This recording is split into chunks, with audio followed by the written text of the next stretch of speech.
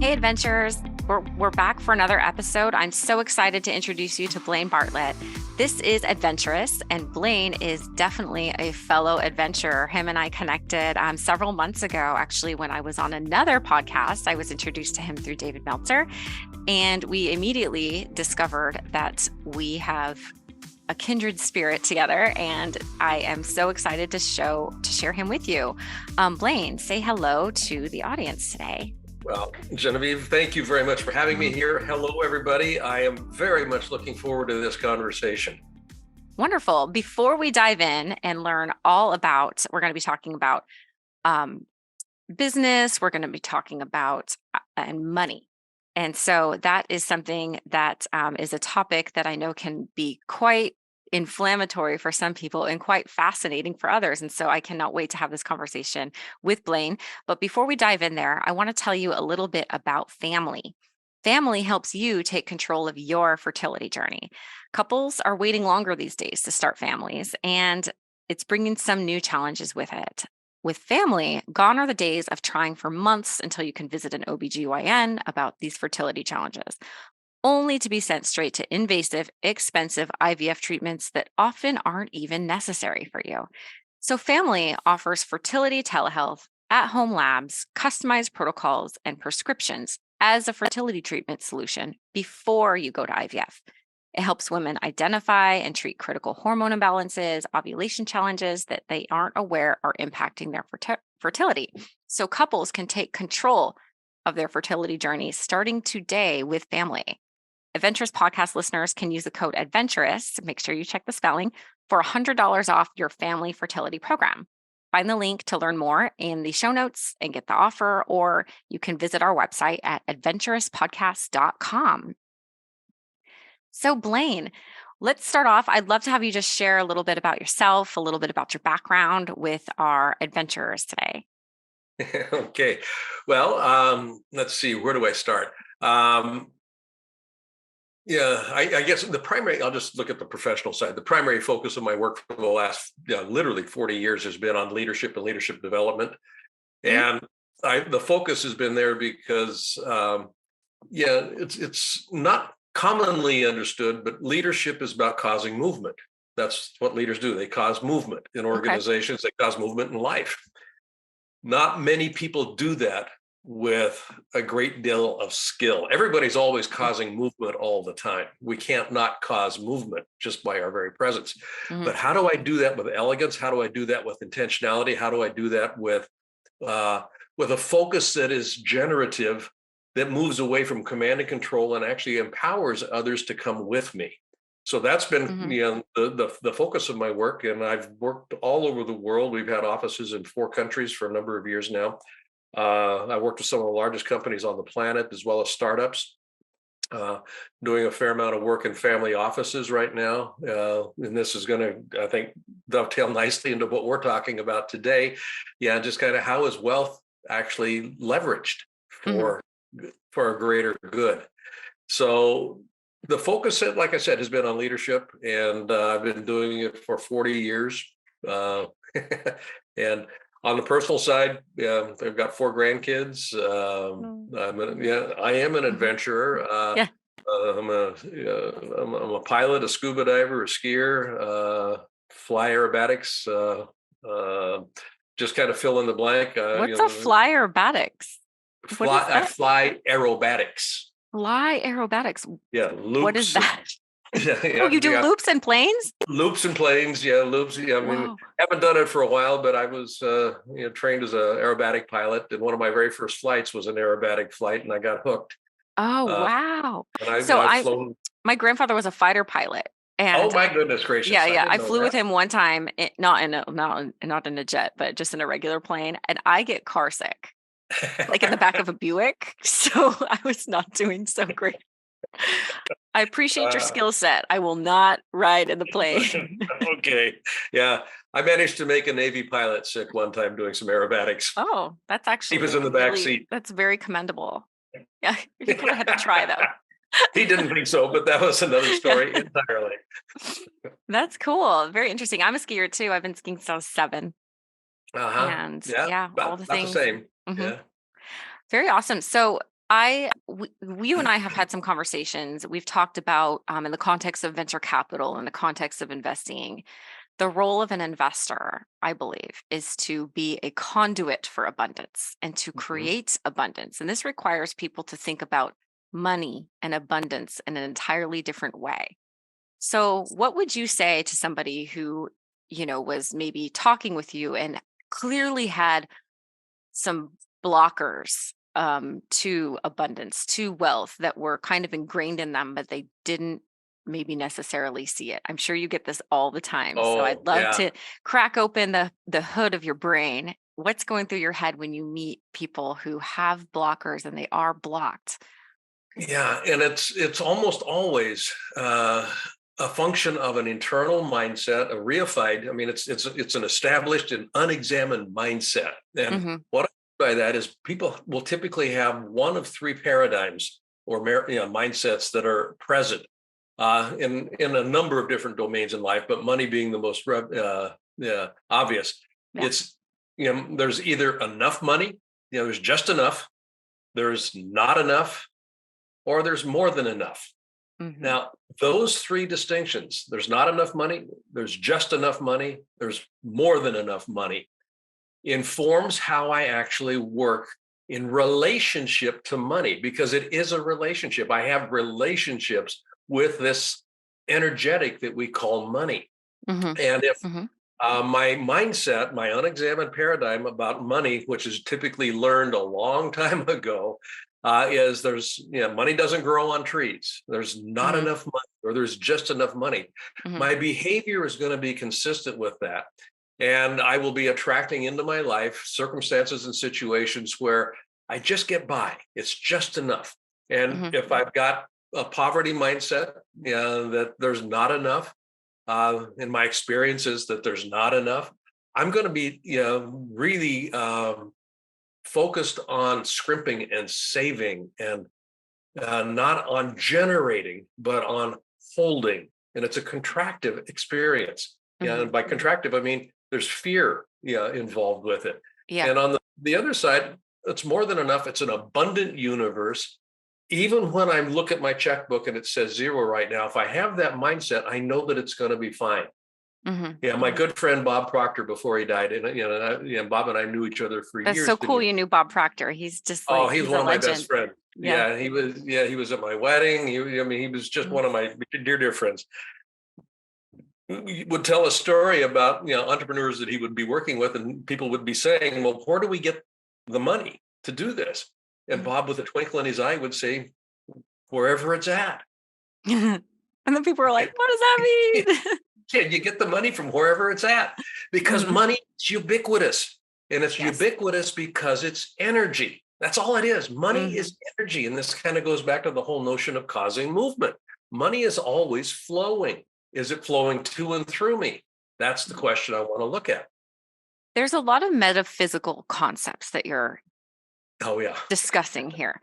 And Yeah. so for me, and many of the people who listen to this podcast who do have spiritual beliefs about, that lead us to being people of purpose and impact, who are desiring to do something like that in the world. And there's we seek, we want to know the truth. And many people have been led to starting to understand, like, wait a minute, it seems like every time I think about the thing that I don't want to have happen, it has happened. And if I think about things I want, they happen.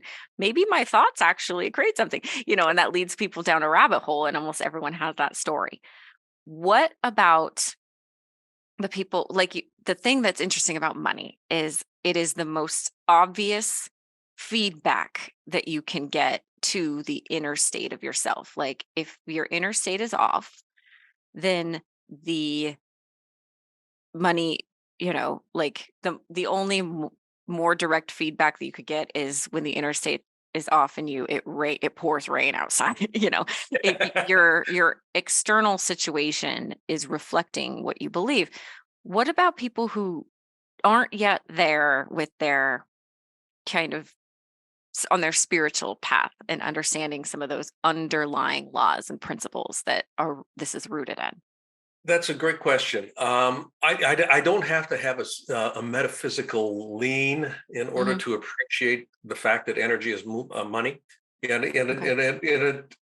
Everything in the universe is energy. I mean, Yes. Hmm. this uh, modality that we're using right now on Zoom, that's just electrons in movement. That's all it is. Hmm. The desk that I'm sitting at, the microphone that I'm speaking at, it appears to be solid. It's not solid. Hmm. It's actually vibrating. Everything vibrates. Now that's a physical and Even physics emotions, law. even Even emotions emotions. vibrate. That was like Emotions for me are when the I learned that. human being's connection to spirit. Yeah, Hmm. in that Hmm. sense, there's an emotional frequency, and how I feel about something. Now, this is interesting. How I describe something in my mind, and this goes to that mindset Hmm. question. How I Hmm. describe something in my mind, not enough, just enough, more than enough, generates an experience in my body, and we call that Hmm. emotion. It Hmm. also translates into a state of being if it's been habituated. So my state of being shows up in the emotional frequency, and how I describe something determines how I feel. How I feel drives my behavior. I don't have just behavior doesn't just happen. Behavior happens as a consequence of back up the truck here. Hmm. Feelings that are in place that were caused, generated by a thought process. So, excuse me. Bless you. So when we start looking at it through that lens, I don't have to be metaphysical or even spiritual. Hmm.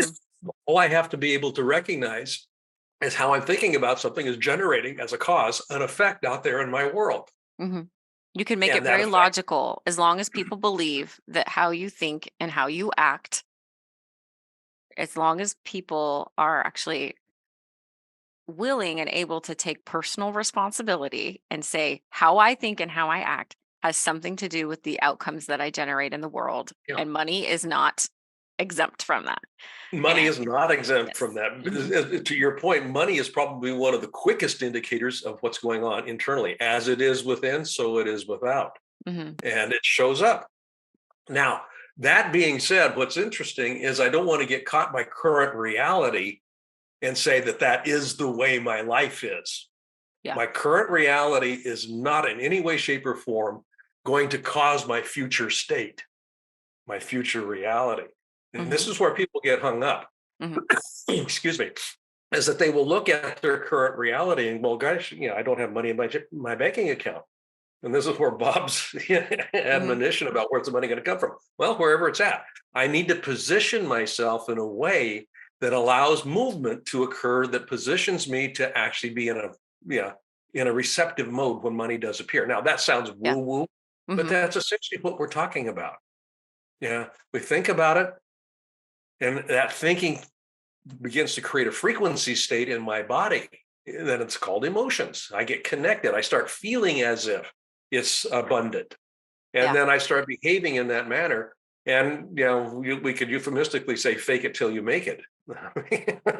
But that's Yeah. essentially what's kind of going on here. We just got to play with that notion.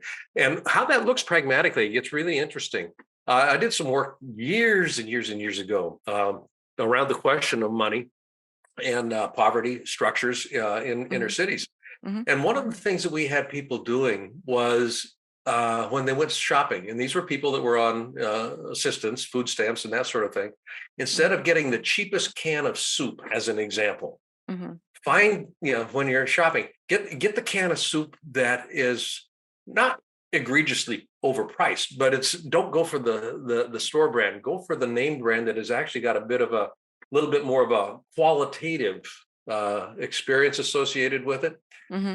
Something as simple as spending 5 cents more on a can of soup begins to shift the mindset. It does. I don't know if you've heard this book. So I'll share like a slight personal story. My mother was a single mother. She raised three Mhm. kids, and I come from the land of just enough. Like, we would eke by and we were always taken care of. And so I have and had a lot of that in me, which ultimately is a lack mentality because I didn't Mhm. believe I could have more than enough. I stayed in this one area and I always had just enough to get by. Sometimes maybe not quite enough, but not enough. Like I had a ththreshold, you know what I mean? Mhm. Like that I Little, was little meant band. energetically operating at. And but my grandparents were wealthy and I, had other family members who did well. And so I knew that it wasn't necessarily the way, and I could actually feel that in me, that something felt off. Like, it wasn't like I had blinders on and didn't see, like I was just born into this. Like, I knew that there was something different, but I didn't know for a very long time. And so when I decided, several years ago, that I said, I'm going to do the inner work in many ways. And it wasn't originally going to be financial driven. I was trying to, do work on myself in other ways, but I started seeing improvements in my career and other aspects of my life. And I thought to Mhm. myself, this is interesting. Like, and so when I, realized that I had been given a gift in terms of learning how to become a venture capitalist at a young age. Mhm. And I said, this is a gift that I can either take and use, or it's a gift I can not use. And I decided I would use it. Um, I had to examine some of my beliefs that I had about wealth. Because I realized, if I don't get this clear in myself, I am now a blocker to abundance, and that is not my job. My job is to become a conduit for abundance, and so I Yeah. need to make sure I've cleared out whatever that is. And so I started taking courses, and really diving in. I started reading books, and one of the principle about the soup can is Yeah. something. This one book, I feel like I read it at the right time at the right place. It's called The Having. The having, And yeah. yeah, and I don't know if you've heard of her, Sue Yun Lee, I think is Yep. the So you author. lean, yep. And that book, she talks about that principle of, in the moment that, like, when you're, whether you have a dollar to your name or, whatever, in the moment that you are spending money, generate a feeling that it feels good, and tell yourself, I have the money. So, like, and so now, I mean, like, obviously I can afford to buy the things I want, but like, sometimes when I sit in a beautiful hotel, and I'm on a business trip and I'm exhausted and I'm tired or whatever, and maybe I'm having a cup of coffee and the sun is rising and it's coming up over looks beautiful. I'll stop and I'll say, I have the money to pay for this $10 cup of coffee in this hotel, and to Yeah. stay here, and to have this egg sandwich, or whatever it is I'm having, and I'll soak that in. I'll be like, I have the money for this. That is Yeah. remarkable. And it's just this moment. It's like, it's not like gratitude, but it kind of is. It's just, It is. I have the money, versus if I was staying in a, like, really scary neighborhood in a really bad hotel, so that I could scrimp and save and try to, like, stretch, the budget as much as I could, and drinking a really bad cup of coffee because I love coffee. It wouldn't be the same. I wouldn't be able to be like, I have the money to stay in this horrible hotel drinking this awful coffee. It wouldn't generate the feelings, and it starts so small. Coffee, Yeah. you know. You know, what's interesting, and this starts to get into the practical ways that I begin to shift my mindset.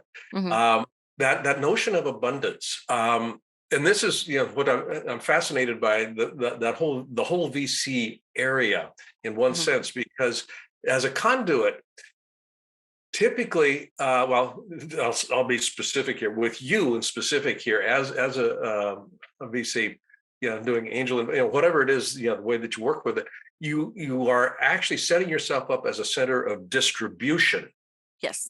not as a center of accumulation. And I Hmm. want to be real clear about the distinction there. Hmm. Anybody that is looking on accumulating typically has got a mindset somewhere in place that there's not enough. So I need to have a rainy day fund, as an Hmm. example. That sort of thing. That's not how the universe works. That's not how nature works. Yeah. It's always in flow. Nature is always in flow. It's always moving. Everything in nature serves as a center of distribution. And that mindset of kind of gratitude, noticing where I am Hmm. at, and acknowledging I am the kind of person who Hmm. can afford this, and not just afford it, I can afford it with abundance. Hmm. Or It doesn't put me on the edge. even if you can't afford it with abundance, like, even if you're buying a $10 cup of coffee and you're, like, really strapped, and but you happen to be at a hotel and the coffee's $10, you bought it, you still have the money Money, to still have the buy money. the $10 cup of coffee. Yeah. And it was like kind of having that where it was like, well, yeah, like we're on a budget and I can't Yeah. like, I can't buy this or I can't buy that. I have the money to buy this.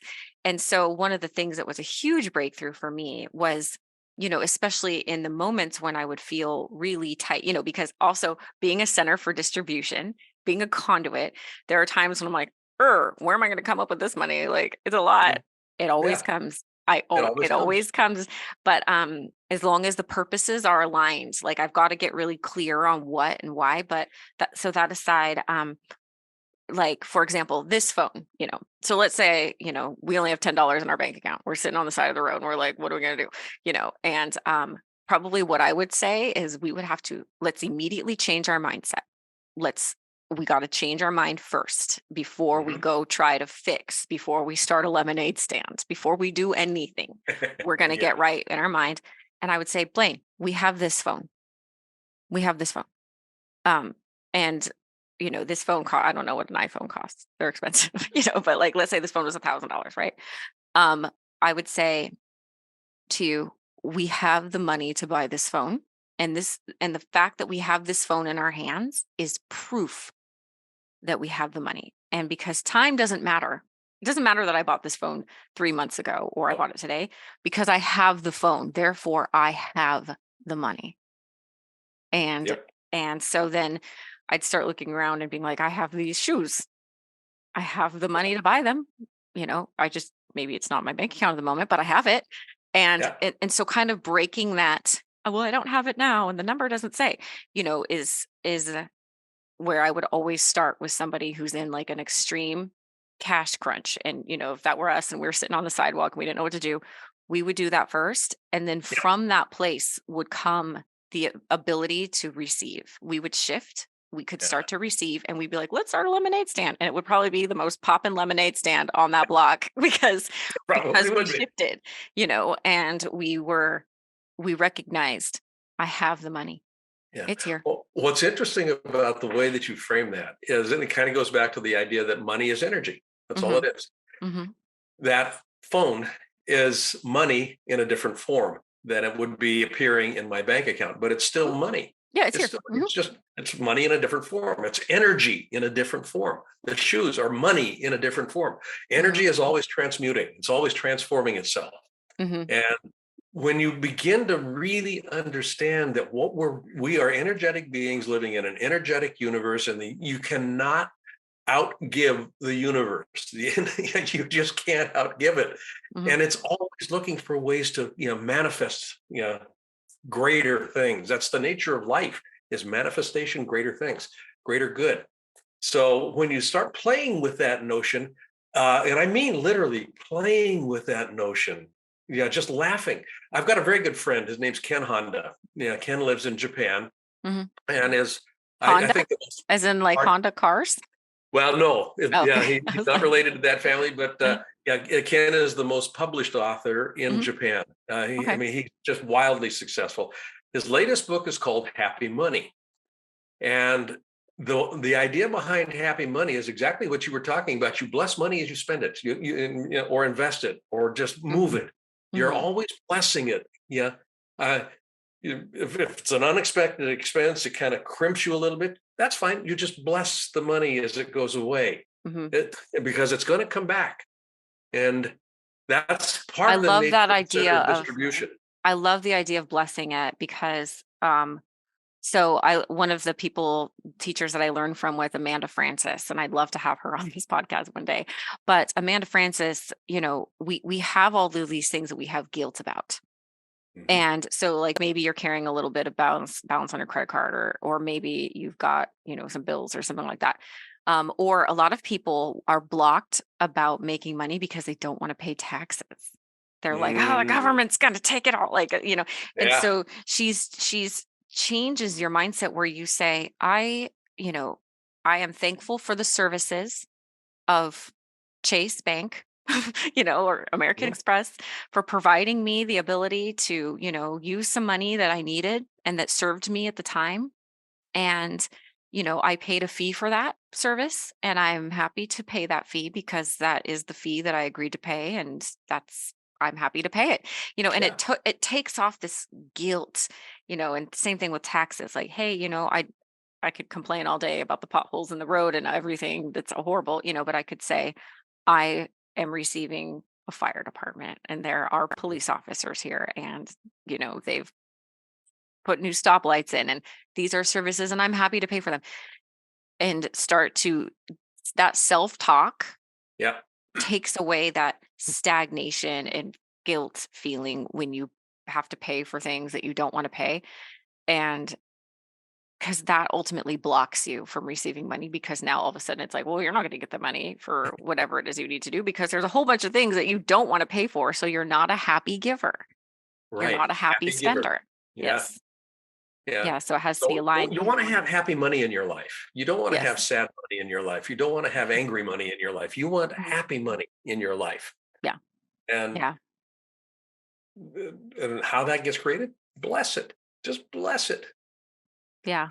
It's interesting. So I'm curious. I don't know if you have a story to share here, but you know, everyone sort of had in terms of coming to these realizations, there's a lot of people who have kind of a moment or a turning point when they started to discover, whatever it was, but people's journey with money and with things like that is no different. Do you have kind of a time? Was there a moment? Was there a turning point where you said, this is not what I thought it was. It could actually be this whole different way. When did you have your shift that was put you on a new pathway? Yeah, that's a really interesting question. Yeah, I'd probably go back about 60 plus years to find that. Because it has been with me for a long time. I grew Mhm, up in a lower middle class family, and mhm, we always had just enough. mhm, Dad always worked, and mom was a stay at home mom, that sort of stuff. But we always had enough. So there was I never had the mindset of there's not enough. There was always just enough.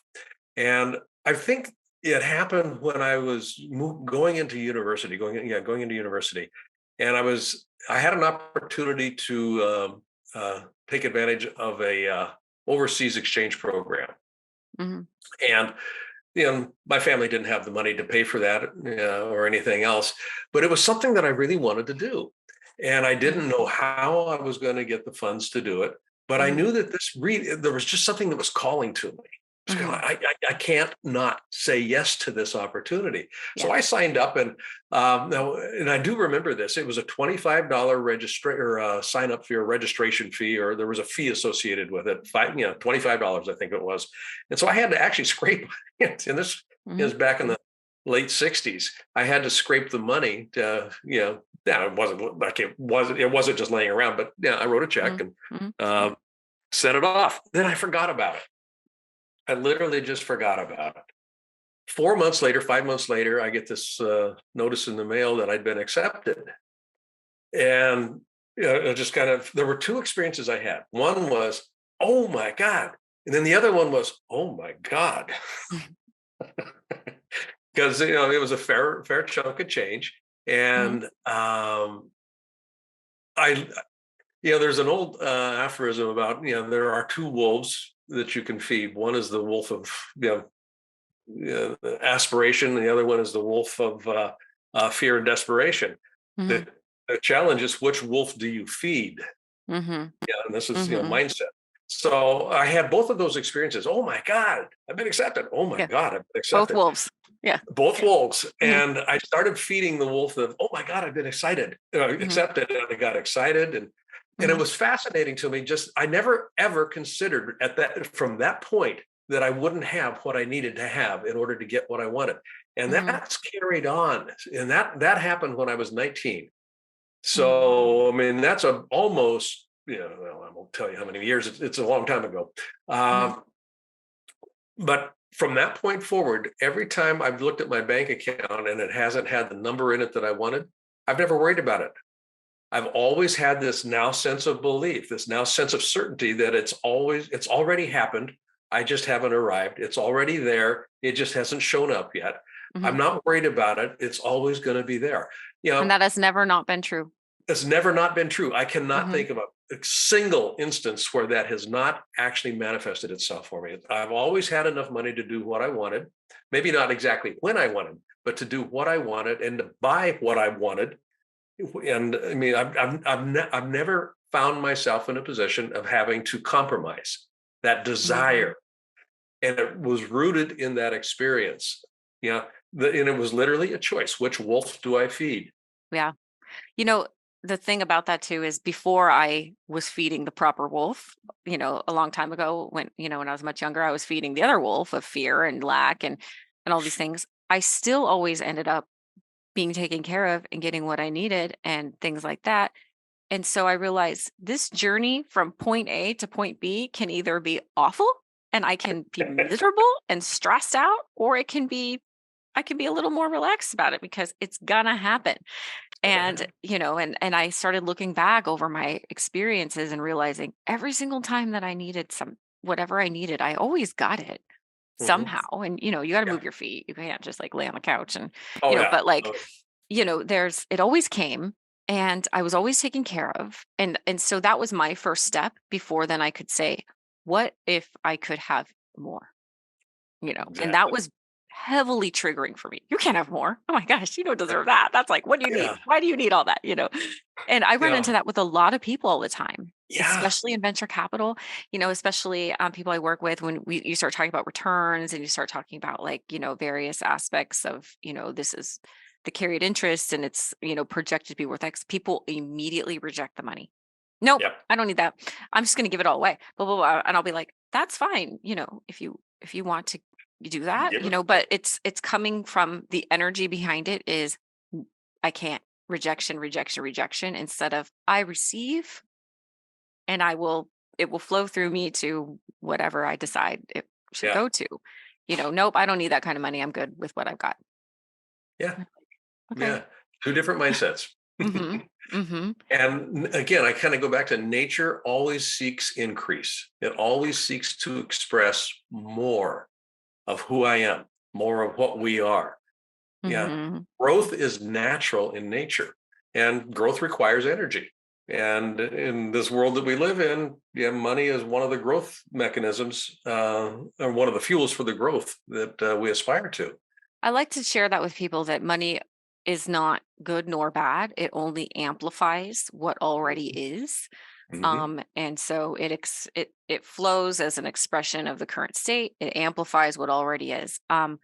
I'm curious, especially with some of the work that maybe you've done with family offices, and maybe some of the work that you've done with some of the investors and things like that who have that level of wealth. How in tune are they to some of these principles that we're speaking about? It's kind of a mixed bag. Hmm. I mean, it truly is. When we start getting into third generation, not so much second generation in these family office structures, the Hmm. third generation now there's that's been the wealth has been there for a long enough period that there's a sense of entitlement that starts to creep in Hmm. some of the conversations and behaviors. So there needs to be a greater for the sake of what that we're using our wealth for. Hmm. And it's not just to maintain our lifestyle, because that's where Hmm. entitlement comes in. But if there's a bigger for the sake of what, that we can, applaud this energy, bless this energy in service of this greater for the sake of what, Hmm. that starts to transform how these family office, these wealthy, wealthy, wealthy $1 billion family offices actually begin to look at where they direct their energy. Hmm. Yeah. Slash monies. Um, yeah. So yeah, it is a mindset shift. Yeah, it really is. And part of the difficulty in working with some of these family structures or family offices is the notion of a center of distribution versus a center of accumulation. And centers of accumulation tend to want to hold on to things. Hmm. And I'm not talking about being crazy, silly, about just kind of throwing stuff out to the wind, but I am talking about being judicious about where am I in, what's the greatest impact that this wealth can have. I get to direct, and this is the great beauty of having a family office is I get to direct this immense resource to make something happen out there. And is that something generative that we as a family can really get behind and feel good about? It's questions of legacy and everything else start to come into play here. But yeah, it's Mhm. great wealth it's interesting. It doesn't have any distinctions outside of having more money than folks that don't have great money. They're Mhm. the same. It's all a relationship. And if people's relationship with money isn't squared away, it shows up regardless of where you are on the wealth spectrum. I have started to get to know some family offices recently, just in my journey of Hmm. in raising a venture fund, and I can even feel it sometimes when I'm talking with the people, whether it's the actual family themselves or even if it's just the whomever is their manager or their allocator. Hmm. You can kind of tell the difference between a family that is clutching and they're like, we don't want to become, like we're going to do things the way that we've always done, and you see that like the original money was made in some sort of industrial way and they're looking for industrial things to invest in, and it comes from a space of being of constriction. We don't Hmm. know, we're going to do what we've always done because this is the way we've always done it. And we're trying to preserve and preserve and preserve because we want to make sure we have enough for ourselves and we have enough for our next generation. But there's not a lot of expansiveness. And then you sometimes run into families as well as, maybe their managers who are like, hey, like I know that the family originally made their money in, oil or whatever, but I promise you, like they're really, really looking to expand. They want to get into these other areas. They're interested in data. They're interested in global health. And it's like they start selling to me, the fund manager, because which is fascinating, but they're looking for opportunities to Hmm. put money to work in an expansive way, and it's very different, and being in a room you can feel the difference between the Yeah, different investors and that's kind the of pick energy. like I want involved, you guys really nice, we can hang, but you're not the right Yeah, energy for what we're doing here, which yeah, is you're going to be looking for what kind of returns are you generating, like invest in real estate or something, yeah. because this is global health equity and impact, and it's going to be high returning, but it's not going to be the same. And families who say, I want to be a part of it, Yeah. and it's like understanding, you know, my work is of high service, and I want other people who are aligned with that and who want to put their money to work in a way of high service. High You know. service. Yeah. Hmm. Yeah. For me, and this kind of goes full circle back to, your question about tell me who you are, what you're up to. Hmm. My perspective on business is that the purpose of business is to create the possibility of thriving on the planet. That's the purpose of business. Create the Yeah. possibility of thriving. And if we're doing that well, we're going to be, in business for quite a period of time, and we're going Yeah. to be making a fair amount of money. Did you But go to that Landmark? I'm curious. Did you ever go did to I go to Landmark? Landmark? No, Yeah. I You predated say Landmark. create the you use a lot of phrases that I'm like, yeah, I think you went to Landmark. Yeah, no, But yeah. I actually Yeah. predate them Oh, by okay. some way, but Mhm. I know everybody there. Yeah, it's great. Yeah. Anyway, Yeah, continue yeah. on. Create the So, possibility of but thriving on that the whole planet. idea Yeah. of Hmm. possibility to thrive, just the Hmm. possibility to thrive. And if businesses are doing that well, as opposed to we need to make a profit to satisfy our shareholder in the Yes. quarterly, in the next quarterly's Yes. uh, payout. Um, Two very distinct mindsets. Hmm. And one is a much longer term. In the work that I do with some of my clients, from a leadership perspective, I will invite them to create 1,000-year vision for themselves and for their company. Now, their Hmm. company and themselves are not going to be around in 1,000 years. But the idea of working with 1,000-year vision typically takes the ego out of the conversation, Hmm. because there is a recognition that this corporeal me, is not going to be around. So then the only question I'm left with is, what am I generating? What am I causing? What am I Hmm. kind of movement? And what's that movement in service of? Yeah. I think That, about that a lot. What are you at cause for? What yeah, are you the cause of? And, and yeah, that's why I asked you if you were in Landmark, because that's something, we learn to be at cause of something that cause. and Yeah, create that possibility, but if you don't know what it is, then, and that's how you create a future that doesn't look like your present, right. and it's not a mirror of your past. Exactly. But, the end. And so I want to go through, I want one last piece of wisdom from you before we wrap everything up. What would you say to somebody who is, maybe an entrepreneur, or maybe they know that there's more in them in their financial world. They know they want to have a better financial experience than they're having today, and there's a Mhm. disconnect. What would you tell that person? What kind of advice would you give them? Yeah. What would people have to pay you, your hourly rates, to learn that you could share with them in a couple minutes? Okay. Um, the probably the best thing that I can do for a young entrepreneur that's getting started and is wrestling with this money thing is find somebody that has actually cracked the code. Hmm. Not totally perhaps, but somebody like you as an example. Yeah, somebody that has got a mindset that is something that you would like to emulate yourself.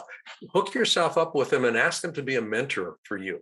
Hmm. And yeah, you don't have to do this by yourself. I mean, changing the mindset that we have by ourselves is bloody difficult work because our eyes look out, our ears point out, everything Hmm. points out. We don't see ourselves.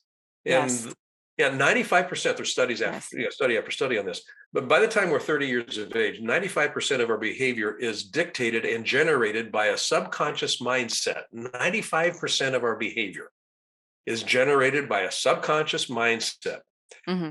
We don't know what that is. And we can't know what that is until somebody points it out for Someone us. else shows us. Yeah. Because And once it's pointed out, then I get to make some choices. And they typically are kind of small incremental choices where I start shifting the trajectory. And if I've got a long-term plan, I mean, a 1 degree shift in where I'm moving will end up being a significant shift 10, 15, 20 years down the road. I mean, it hmm will be an enormous vector from where I started out. But if I've got a mentor that can guide me, if I can give and it may not be just in one domain, but find people that are doing already and being already what you aspire to do and be, and then find ways to work with them. Yeah, I would say to make yourself your own inquiry, like be in constant inquiry of your own self. Yep. And always, for me, I think one of the biggest, hardest lessons I had to learn was I am 100% responsible for every single thing in my life. Everything. And, even, I don't get to put the blame out on any other person or any Nope. other circumstance or anything. It is always my responsibility, and Yeah. sometimes it's hard for me to take that responsibility. Yeah. But if you're Yeah. constantly inquiring yourself, why is it that I keep avoiding to do this thing? Stuff like Ask that. those sort of questions. Yeah. I had a teacher, I have friends that we talk with and we discuss these things. This Yeah. is something that's very normal. And when I started to do this with people and I started to really experience major shifts, and I've been doing it for a long time, I started to notice, some of people who were like me also had people like them.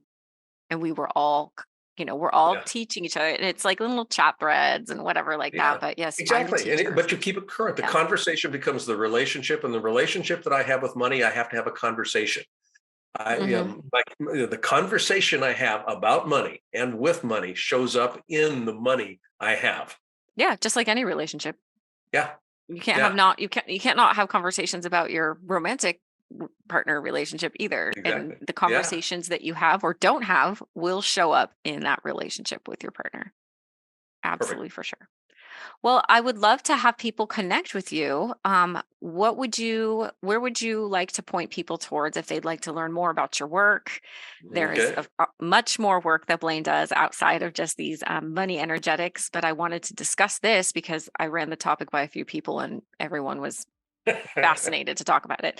So, where would you like to Yeah. direct people toward? Probably all of the social platforms, LinkedIn, Facebook, Instagram. Yeah, present. Yeah, there. Yeah, Mhm. at Blaine Bartlett. I've got a YouTube channel, but most immediate would be my website, blainebartlett.com, Mhm. and also my podcast, The Soul of Business with Blaine Bartlett. Okay, Yeah, both I of will those would be link. very useful. I will link those in the show notes.